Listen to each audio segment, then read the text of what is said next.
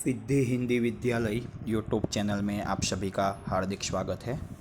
विद्यार्थी मित्रों, आज हम कक्षा 9 विज्ञान और टेक्नोलॉजी विषय में चैप्टर 6 उत्तक के बारे में आगे अभ्यास करेंगे।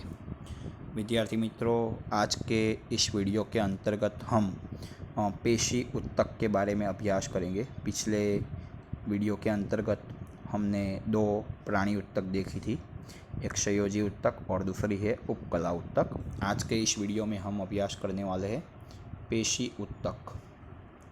कौन से प्रकार की उत्तक है? पेशी उत्तक के बारे में अभ्यास करेंगे।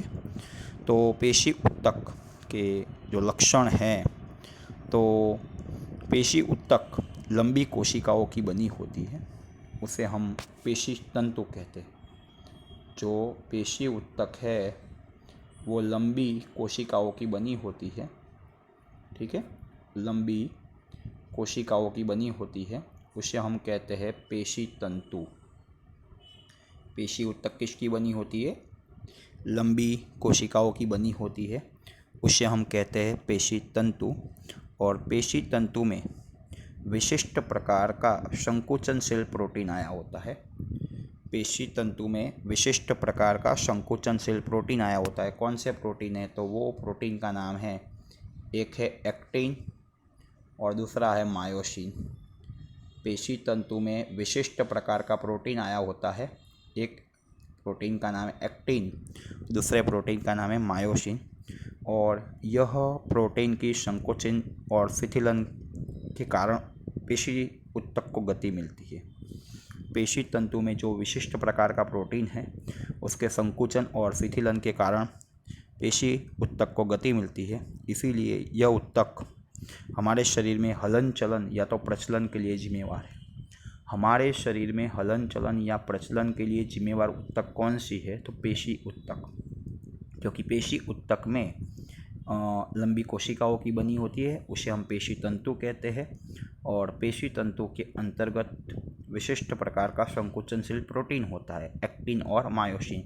और ये प्रोटीन की संकुचनशीलता और शिथिलनशीलता के कारण गति मिलती है, और इसी के कारण हमारे शरीर में जो भी हलन चलन होता है या तो प्रचलन होता है, उसके लिए जिम्मेवार उत्तक है पेशी उत्तक। पेशी उत्तक के 3 प्रकार हैं बच्चों। पेशी उत्तक के 3 प्रकार है, रेखित पेशी उत्तक, रेखित पेशी उत्तक, दूसरा है अरेखित पेशी उत्तक, और तीसरा है रद पेशी उत्तक। ठीक है, रेखित पेशी उत्तक, अरेखित पेशी उत्तक और रद पेशी उत्तक। रेखित पेशी उत्तक की बात करें, इसका दूसरा नाम है कंकाल पेशी उत्तक भी है। कंकाल पेशी उत्तक भी हम रेखित पेशी उत्तक को कह सकते हैं। यह जो उत्तक है, पहले इसकी बात कर लेते हैं, रेखित पेशी उत्तक की। जो रेखित पेशी उत्तक है, रेखित पेशी उत्तक है, ठीक है, रेखित पेशी उत्तक जो है वो पेशीबंध द्वारा कंकाल के साथ जुड़ी हुई होती है। पेशीबंध द्वारा कंकाल के साथ जुड़ी होती है और शरीर में शारीरिक गतिशीलता प्राप्त करने में मदद करती है। जो पेशी उत्तक है, ये जो रेखित पेशी उत्तक है, वो पेशीबंध द्वारा कंकाल के साथ जुड़ी होती है। मतलब रेखित पेशी उत्तक और कंकाल दोनों पेशीबंध से जुड़े होते हैं, और इसके कारण शरीर में शारीरिक गतिशीलता प्राप्त करने में मदद करती है, और इसीलिए इसको कंकाल पेशी उत्तक भी कहते हैं। इस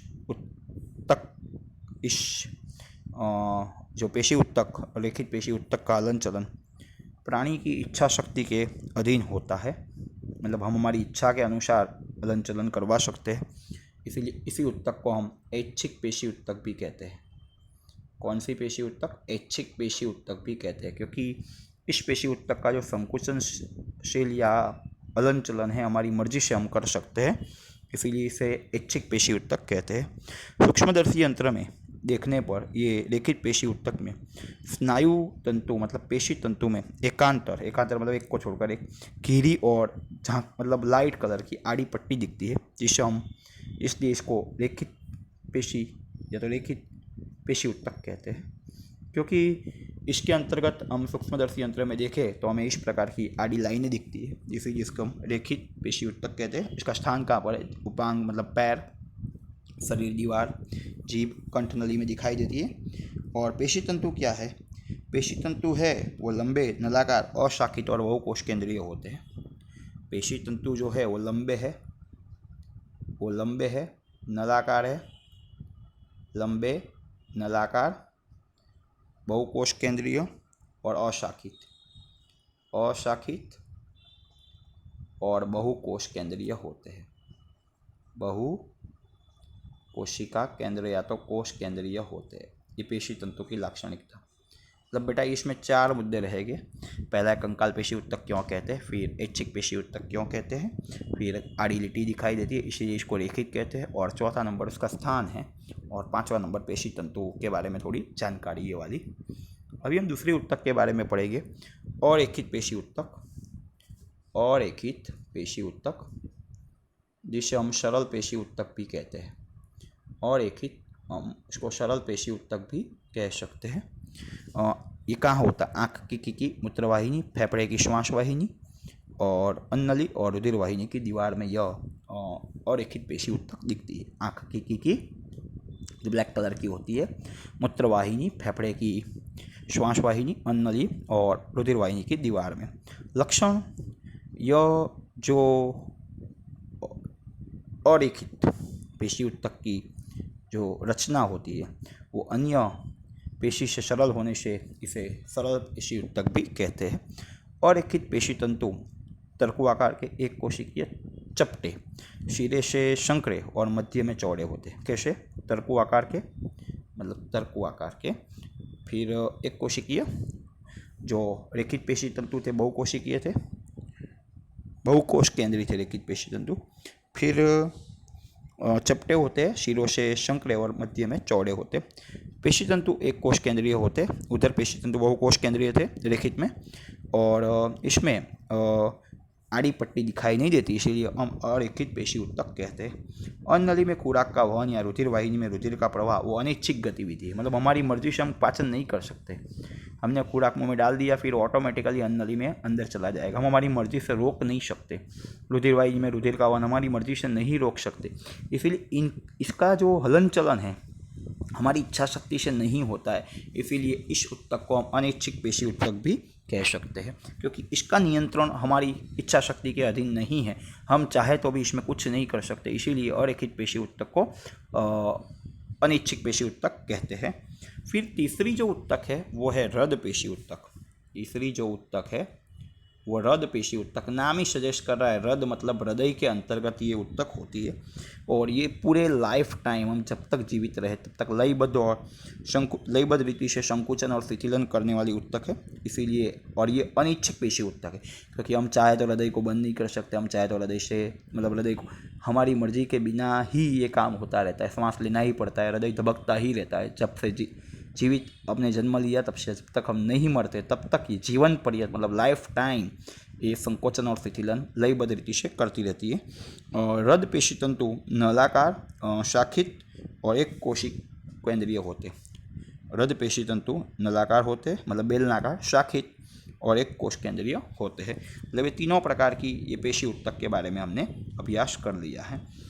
फिर हम थोड़ी सी चर्चा कर ले कि हम एक बात सोचते हैं कि बेटा हम 3 ऊतक का वर्गीकरण करते हैं, रेखित, अरेखित और रद। आप चाहे तो इसे वीडियो में देखकर लिख सकते हो। पहला स्नायु तंतु मतलब पेशी तंतु है, तो इसमें अशाखित है और इसमें शाखित है। पेशी तंतु की बात करें, पेशी तंतु बराबर, तो ये पहले में अशाखित, दूसरे में भी अशाखित और तीसरे में शाखित नहीं है, मतलब पहले में अशाखित है, रेखित में पेशी तंतु अशाखित है और रेखित में भी अशाखित है, और रद पेशी ऊतक में ये शाखित है। फिर गतिशीलता हमारी इच्छा शक्ति से हो सकता है, मतलब ऐच्छिक, अनैच्छिक। घेरी पट्टी दिखती है, नहीं दिखती। फिर आकार, लंबे बेलनाकार, लंबे तर्कुआकार और लंबे बेलनाकार, लंबे चरकुआकार, लंबे बेलनाकार। कोशिका केंद्र की संख्या, बहुकोश केंद्रीय, एक कोश केंद्रीय, एक कोश केंद्रीय। कोश केंद्र का जो स्थान है कोश केंद्र, पेशी तंतु के परिधि की तरफ, पेशी तंतु के मध्य में और पेशी कोशिका की मध्य में। मतलब ये तीनों अलग अलग प्रकार है जिसके द्वारा आप अंतर भी बना सकते हो। कोई भी दो उत्तक, रेखित पेशी उत्तक और रेखित पेशी उत्तक का अंतर पूछे तो भी आप बना सकते हो। धन्यवाद विद्यार्थी मित्रों। यदि ये वीडियो आपको पसंद आया हो तो इस वीडियो को लाइक कीजिएगा, अपने मित्रों को शेयर कीजिएगा और सिद्ध हिंदी विद्यालय यूट्यूब चैनल को सब्सक्राइब करना न भूलें ताकि आने वाले वीडियो का नोटिफिकेशन आपको जल्द से जल्द मिलता रहे। धन्यवाद।